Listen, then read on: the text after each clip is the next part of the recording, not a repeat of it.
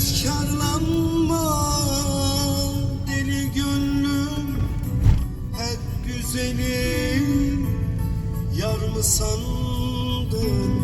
Çekme için derin derin her dikeni gül müsvan.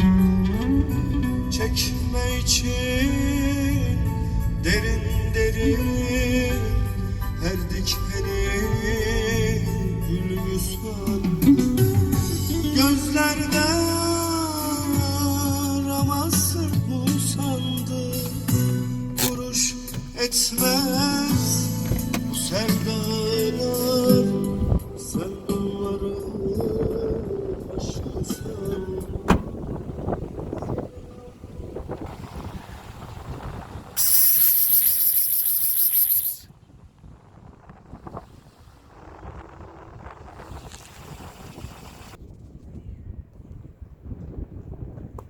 Gel. Sakat nerede? Bak şimdi sakat sese gelecek bak.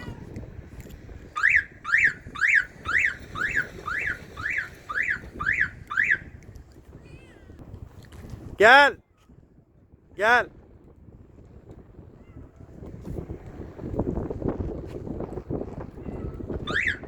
Gel.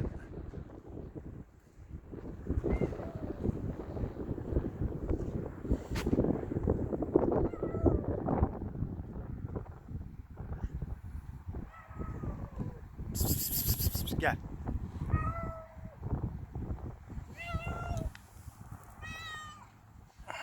Şkifkin.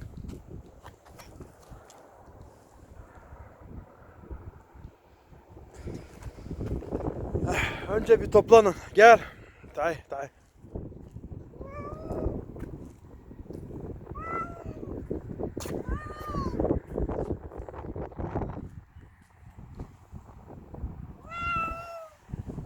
Çok mu üşüyorsun?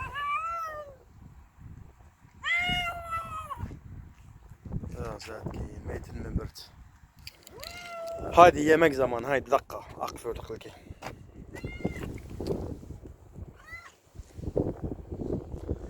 Lan sokulmayın bu kadar bana zaten.